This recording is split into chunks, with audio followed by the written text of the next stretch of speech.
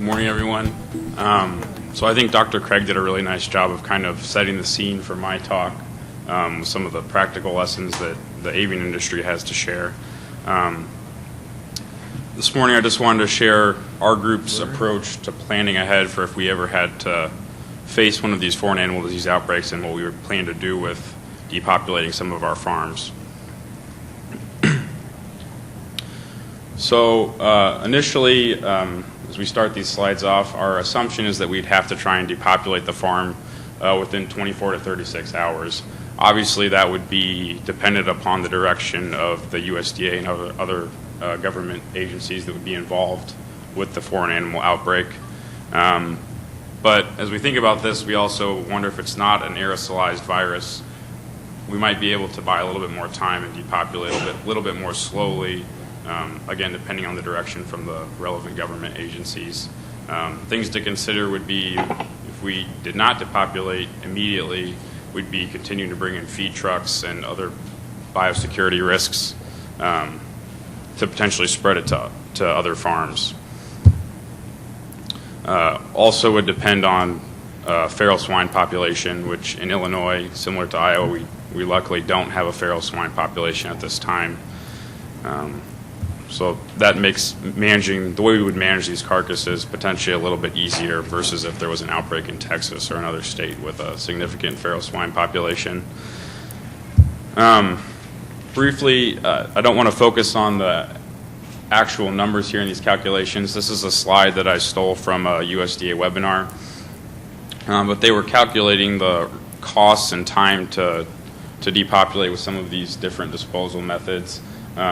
Similar to what Dr. Craig pointed out, they decided that rendering would probably be difficult given the sheer volume of pigs that you'd have to dispose of.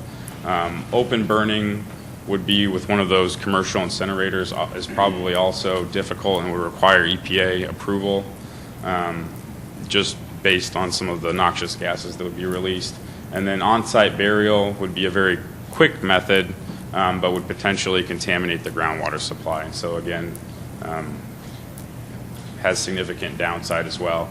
The top ones would be landfill, composting, above ground burial, and then fixed facility incineration were identified as potential solutions. I would point out that none of these, besides composting, are approved under normal circumstances. So this would require extraordinary circumstances and then approval from relevant government agencies, including the EPA. So this slide visualizes some of that data. It's a little bit difficult to see, but green bar is cost, and then the blue bar is time. So in our internal discussions, as we've looked at how we would proceed on our own system sow farms, we're trying to plan ahead for essentially the worst case scenario, which would be a 6,000 head sow farm. That's essentially the largest of our system sow farms. As you can see there at the bottom, if we depopulated an entire 6,000 head sow farm, we'd have around 3 million pounds of dead hogs that we'd have to dispose of in one of the manners that I listed on the previous slide. As we've looked at that, it appears that the above ground burial method is probably the most feasible to get implemented. For people who aren't familiar with that, and I honestly was not familiar with this method until we started looking at this earlier this summer, that consists of a 2-foot deep by 10-foot wide trench. You lay down a foot of carbon material, so straw or sawdust or similar source of carbon.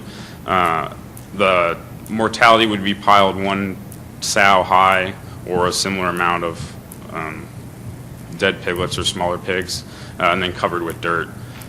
The benefit of this is that theoretically you could farm right over the top of it once they're done composting. So you wouldn't have to apply as you would with a normal composting method. As you can see, the length for 6,000 animals, the length of that trench would be 5,000 feet, so a little less than a mile. So as you're looking at these sites, you really need to, like Dr. Craig said, you really need to start planning ahead where you would conceivably put these animals and start having those conversations with landowners ahead of time.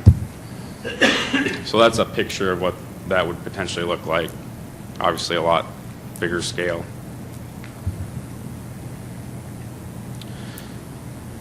So potentially you could hire local bulldozers if you're doing the above ground burial method. Advantage there would be that it would be quick and easy to hire those people, but still would take approximately 4 days with them working 12 hours a day to get that accomplished. Also had mentioned earlier direct burial. That would probably be the quickest disposal method. But again, very real potential to contaminate the groundwater supply. So whether looking at more traditional composting methods, we looked at potentially renting out one of these 1,000 horsepower horizontal bed grinders. So this is something that's typically used in the forestry industry. And using one of these, we could potentially grind up the entire contents of a sow farm mortality within 24 to 36 hours. With the traditional composting, which I have a picture coming up that'll show that a little bit better, but you essentially need 1-to-1 ratio of carbon to mortality. So in the 6,000 head sow farm situation, we would need approximately 3 million pounds of carbon. That's about 2,700 large round bales, and would probably be very difficult for us to find on a short notice in Western Illinois. The advantage with the above ground burial is that you only need about 1/3 of the amount of carbon that you would with traditional composting, but still, in this case, we need 1 million pounds of carbon material for the above ground burial method.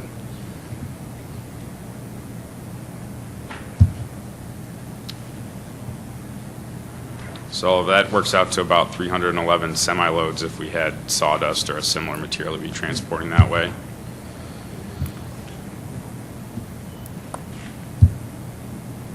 So this is one of the farms that I work with, and that just gives you an idea of the footprint that we would need for traditional composting.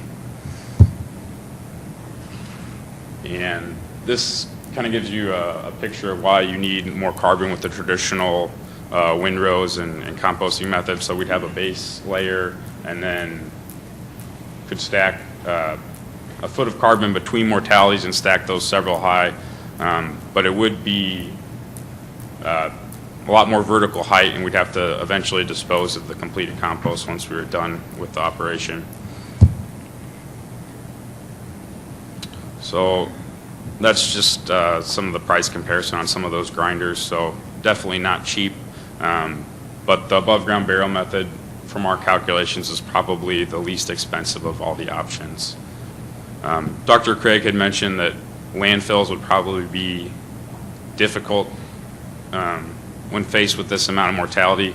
And from my calculations, for one of these 6,000 head sow farms, we'd need to dispose of around 350 semi-trucks full of mortality. So again, trying to manage the biosecurity of hundreds of trucks coming in and out and going to a landfill would be very difficult.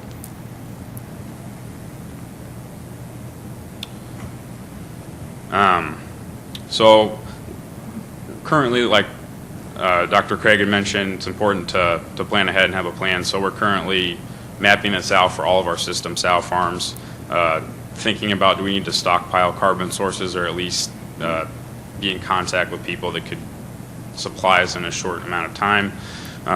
There's various companies that rent these grinders, but again, it's not something, we don't have a huge forestry industry in Western Illinois, so it'd be very difficult for us to get that on the short notice. So that's all things that we're looking at. So with that, I'll end my presentation and see you to the next presenter. Thanks.